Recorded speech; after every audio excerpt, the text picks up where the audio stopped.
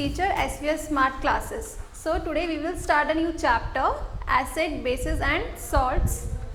This is the second chapter of your book. So student, what do you mean by acids?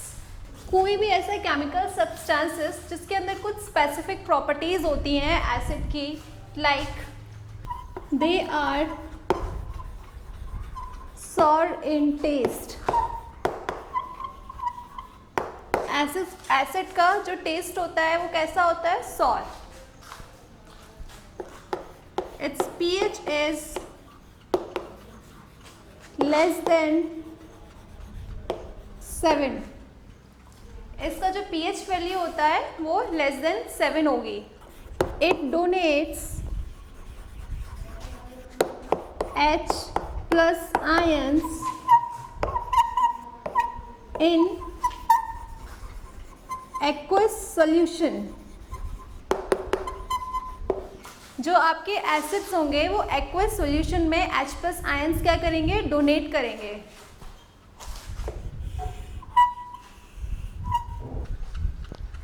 जो acid ने aqueous solution में जो proton donate किए हैं, H plus ions जो donate किए हैं, ये क्या करेगा? ये अनस्टेबल होता है. ये जो आयंस हैं आपके अनस्टेबल होते हैं.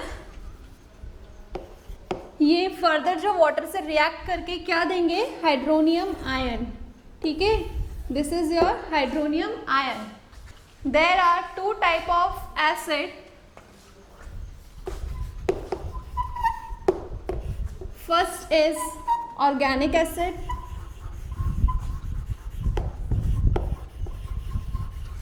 and the second one is mineral acids.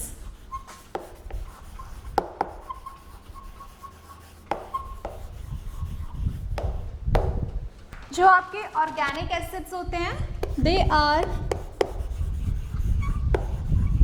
Week in nature. They are weak in nature.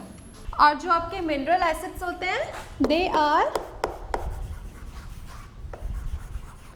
Strong in nature.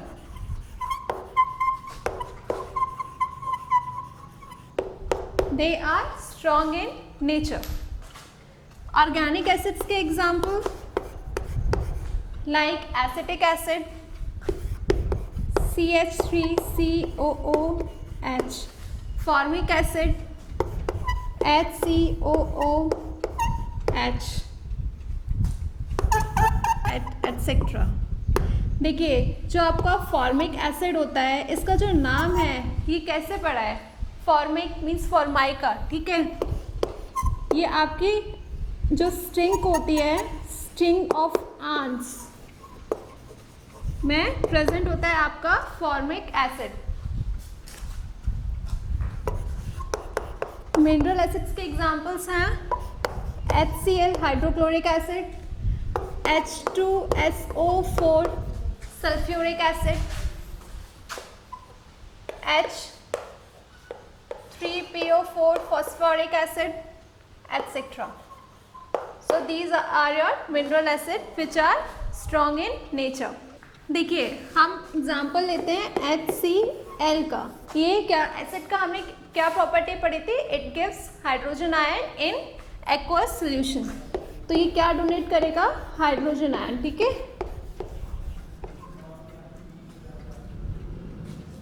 अब आते हैं हम basicity of an acids. Basicity of an acids.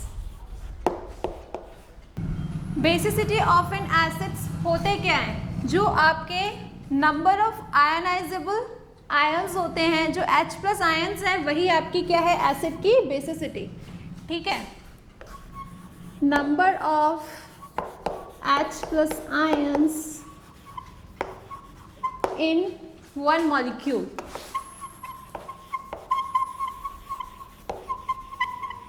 ठीक है, ये आपकी क्या है? Basicity of N acid. ठीक है, एग्जाम्पल लेते हैं HCl. तो इसमें नंबर ऑफ आयनाइजेबल आयन कितने हैं? ये. ठीक है, तो इसकी बेसिसिटी क्या हो जाएगी 1। एग्जाम्पल में HNO3 लेते हैं तो इसकी बेसिसिटी क्या हो जाएगी, number of ionizable H plus ion कितने हैं 1, तो बेसिसिटी क्या होगी HNO3 की 1। और एग्जाम्पल लेते हैं H2SO4 sulphuric acid, number of ionizable H plus ion कितने हैं इधर 2, तो इसकी बेसिसिटी क्या हो जाएगी 2।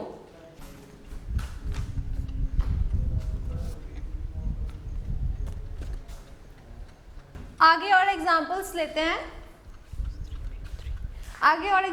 लेते हैं, लाइक H3PO3।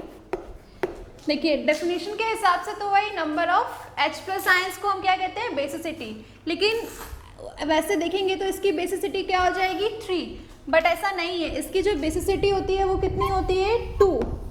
ये क्या होता है dibasic.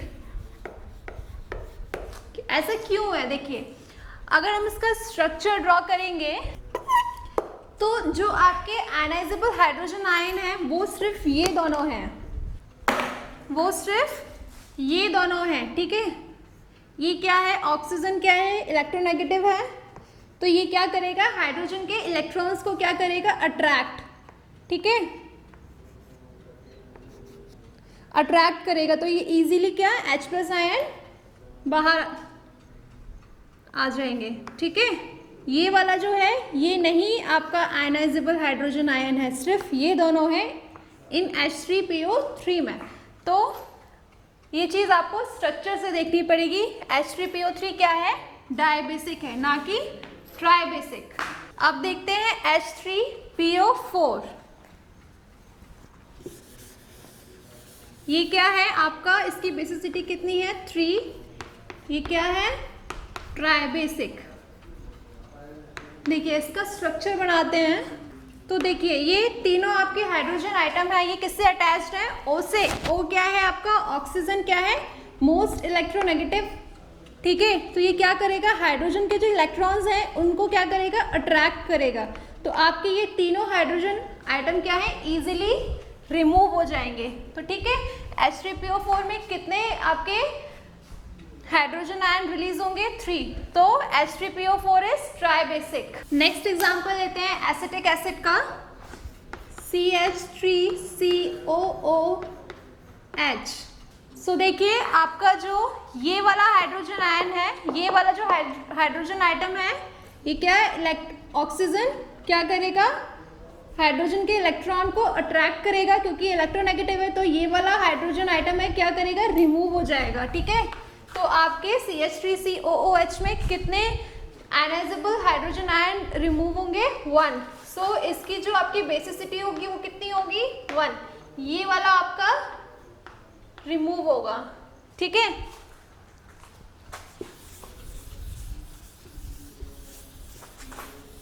Now come to the formic acid HCOOH।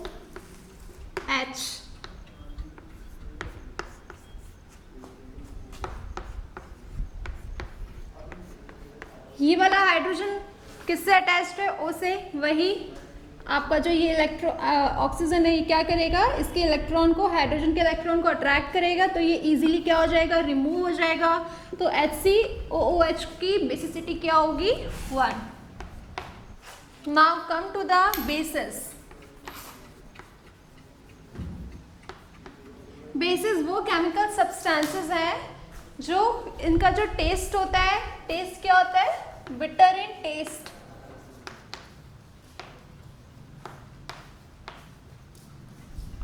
और ये क्या देते हैं एक्वस सॉल्यूशन में OH माइनस।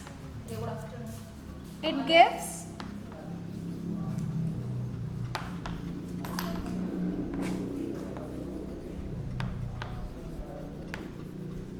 इन एक्वस सॉल्यूशन। एग्जाम्पल्स पढ़ते हैं बेसिस के, सोडियम हाइड्रोक्साइड NaOH, तो ये क्या OH नेगेटिव डोनेट करेगा, ठीक है। KOH potassium hydroxide OH negative.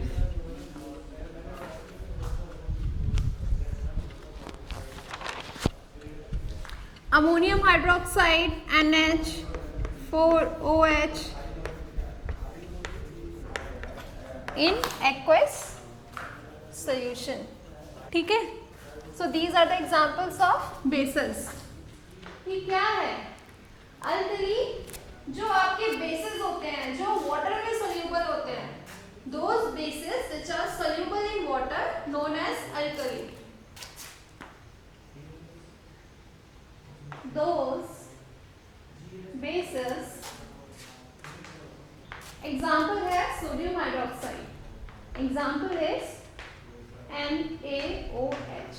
जो आपका सोडियम हाइड्रोक्साइड है ये आपका वाटर में सोल्यूबल होता है, सोल्यूबल इन वाटर.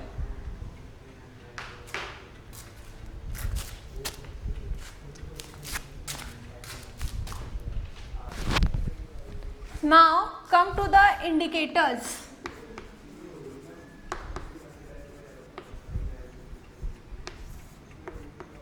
Indicators क्या होते हैं? देखिए, indicators are the substances which are used to test the presence of an acid and bases.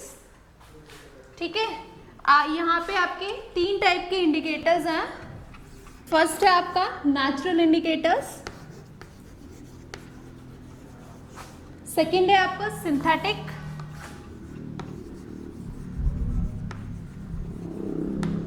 Third है आपका olfactory indicators.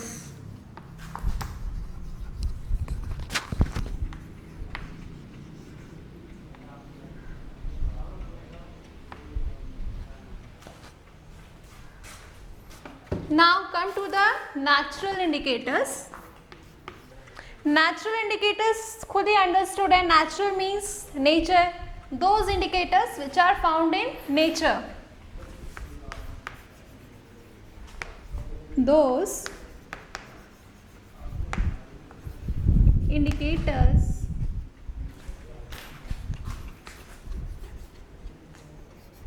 which are found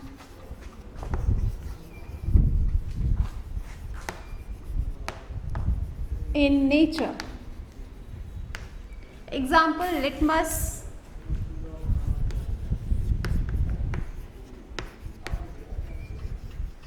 second example is turmeric. ये जो आपका लिटमस है ये नेचुरल इंडिकेटर्स कैसे है? देखो, जो आपका लिटमस जो डाई होती है वो कहाँ से एक्सट्रैक्ट होती है? लाइकन से. ठीक है, लाइकन्स आपका किस फाइलम में आता है? थैलोफेटा.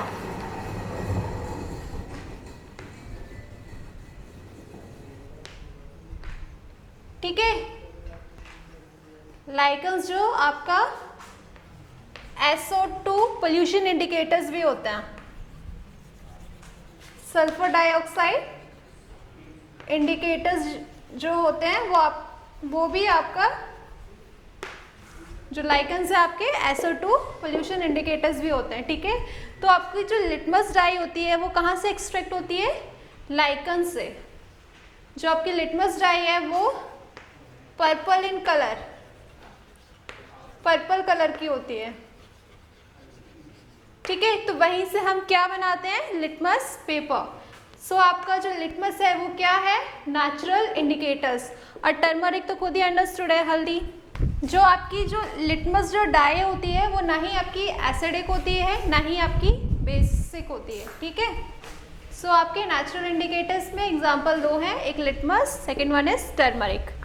देखिए, जो आपका लिटमस है वो कैसे टेस्ट करता है एसिड और बेस की प्रेजेंस को? देखिए, जो आपका एसिड होगा वो क्या करेगा? ब्लू लिटमस को रेड में कन्वर्ट करेगा. It converts blue litmus paper two red in colour. ठीक है, और अगर आपका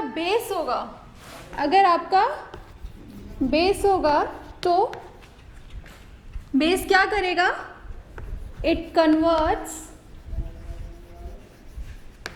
It converts red litmus to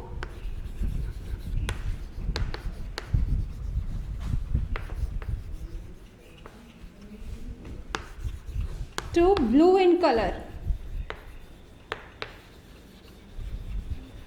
ठीक है, तो आपका लिटमस जो पेपर है वो ऐसे एसिड और बेस की प्रेजेंस को टेस्ट करेगा. ये क्या करेगा, अगर एसिड है तो जो आपका ब्लू लिटमस है, एसिड क्या करेगा, it converts blue litmus to red in colour. और बेस क्या करेगा, it converts the red litmus to blue in colour. Now come to the turmeric. देखो टर्मरिक कैसे एसिड और बेस की प्रेजेंस को टेस्ट करेगा. देखिए टर्मरिक क्या करेगा, अगर एसिड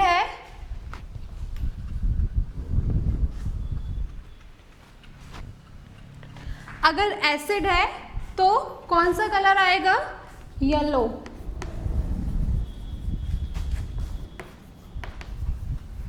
और अगर बेस है तो कौन सा कलर आएगा, रेड.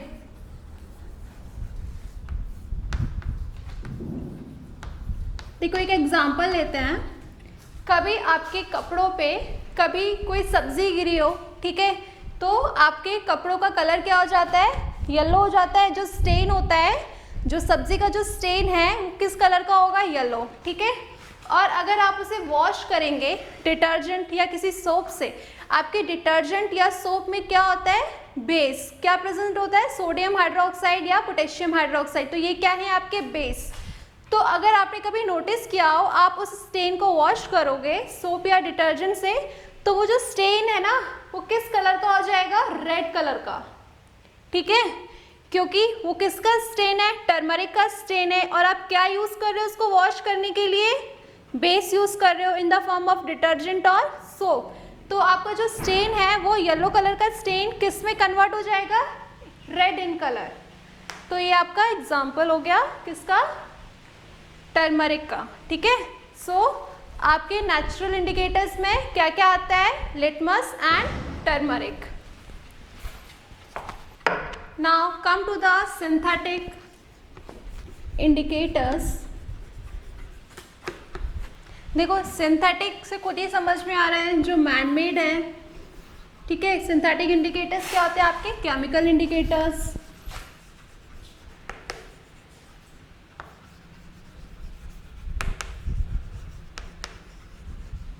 इसका एग्जांपल है आपका फिनोल्फथलीन और मिथाइलिन ब्लू.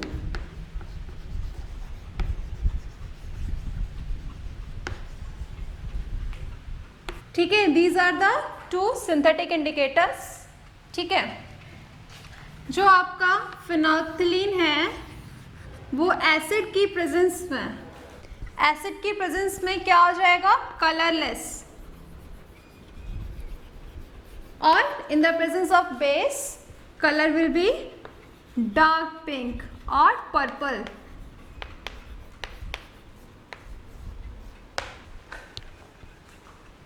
और जो आपका मिथाइलिन ब्लू है एसिड की प्रेजेंस में कौन सा कलर प्रोड्यूस करेगा, रेड. और in the presence of base which colour, yellow. So these are your synthetic indicators. Now come to the olfactory indicators. Olfactory से खुद ही अंडरस्टूड है, स्मेल.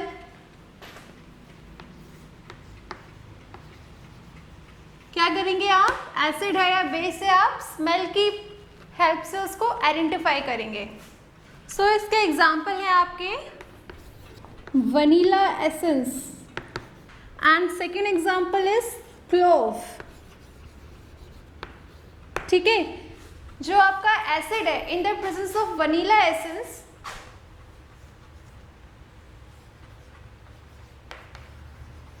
अगर आपका एसिड प्रेजेंट है तो जो वनीला एसेंस है ना, इसकी जो स्मेल होगी, जो इसकी खुशबू होगी, वो क्या हो जाएगी, इंक्रीज। ठीक है, क्या हो जाएगी, इंक्रीज हो जाएगी। और इन प्रेजेंस ऑफ बेस